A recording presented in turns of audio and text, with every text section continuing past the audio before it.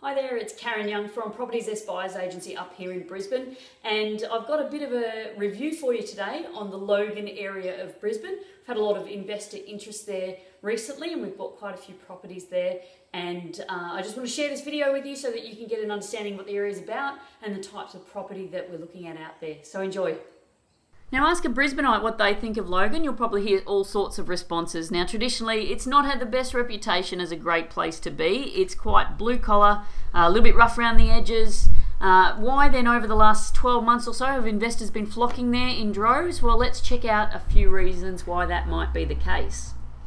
Now Logan is around about, or it starts around about 20 kilometres on the south side of Brisbane out of the CBD. It's well serviced by major freeways. It's on a train line. There's a major hospital out there, major university campus, big shopping centres. It really is a growing area, and the other big thing in conjunction with all of that is that it's got really good yields out there and low priced housing, budget property there around that 300k mark.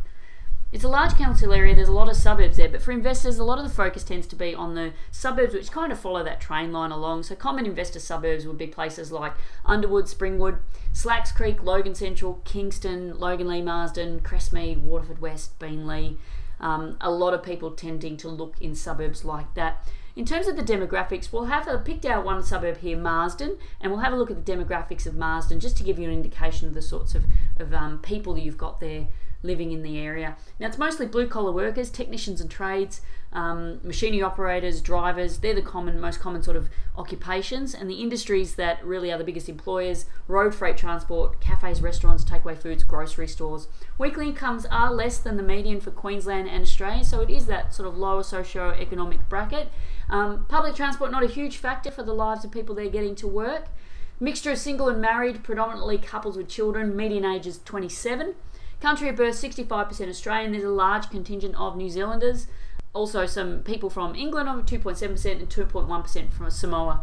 Large proportion of rented housing, and predominantly housing out there tends to be separate housing rather than units.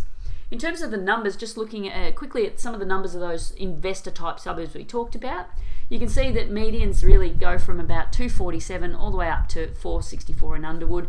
But you can see there's a lot of scope in there for purchases around that, on under even to $300,000. Now in terms, if you look at the long-term growth of the area since about the GFC, you'll see that things have been pretty flat. But in the last 12 months or so, you can really see that there's been some really good growth there in some of those suburbs as the market picked up. Yields are a big draw card for people out there looking for a decent cash flow property. So you'll see a lot of the yields up around that 6% and even more. And vacancy rates are low in the area. In terms of facilities, look, there's no shortage of shopping centres in Logan. You've got the big Hyperdome in Logan Home, you've got Logan Central Plaza in Logan Central, you've got the Homemaker Centre in Slacks Creek, you've got the only IKEA in Brisbane currently out there in Logan, and there's lots of smaller suburban shopping centres that support that in places like Crestmead and Logan. Another big draw card to the area is the hospital. Now Logan Hospital is a 316 bed hospital. That's a good size hospital. It's a public hospital located in the Meadowbrook area. It provides lots of services including acute medical, surgical, rehab, maternity, etc. And it's also undergoing currently a $145 million expansion project. So a lot of money being spent out there. Now from an investment perspective, hospitals means jobs and tenants for your property, and preferably tenants with jobs.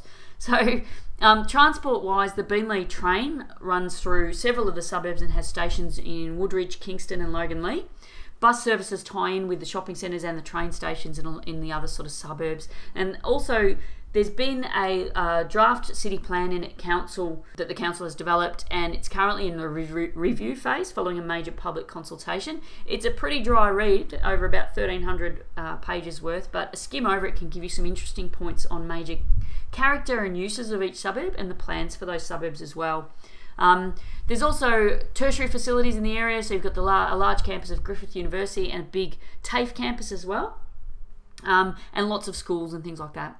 Now let's have a quick look at the property. Now traditionally, as I said, Logan is a blue collar area. It has government housing in quite a few suburbs, and the style of housing that you'll see out there can include older style high set weatherboard houses. It can include low set brick and tile houses, both new and older style. Each of the suburbs has a predominant sort of style, and that's usually based around the era where that suburb really came about. There's also a lot of new development going on in some of the suburbs there, so new housing estates. Now some areas really are rough around the edges, so you do need to take care in terms of buying and where you want to buy, especially areas such as Woodridge, Logan Central and Kingston. You can get really good prices there and really great yields, but there can be a reason for that, so you need to have a look. Some of the pockets are really not desirable, and you just got to be really careful. My advice, if you're going to look in these areas, really visit the area, drive around, get some understanding of it, understand where the no-go streets are, because just buying straight off the internet, you could get yourself in a world of pain with tenant issues and insurance that might cost you a lot more than what you thought for one pocket of streets that you just didn't know about. So I really think either get a professional on board to help you, such as a buyer's agent, or get out on the ground and have a look yourself.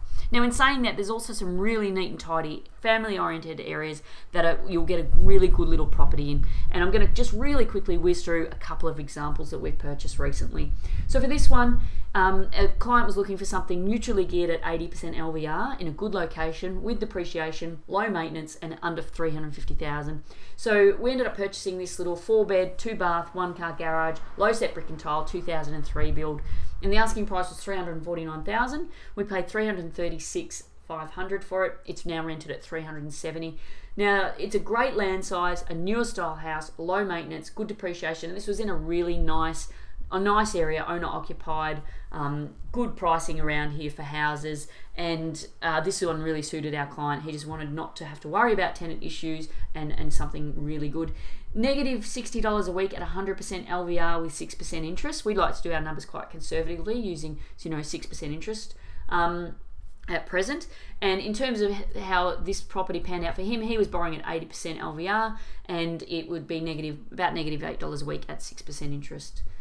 Our second case study, this client was looking for something with a lower budget. He wanted something under the 300k mark with a yield of greater than 5%, and that would be low maintenance. So we found this really nice little 3-bedroom, 1-bathroom, 1-car garage, low set brick and tile, 1992 build. The asking price on it was 289, which really wasn't far off the mark. It was a good little house, great land size, owner occupied, and it had some add value potential in it as well. We picked it up at 285, and it rents currently at 330 a week. That ends up being around about $26 a week negative at 100% LVR with 6% interest, or positive $14 a week at 80% LVR. So there's two little examples of properties that we picked up recently in Logan.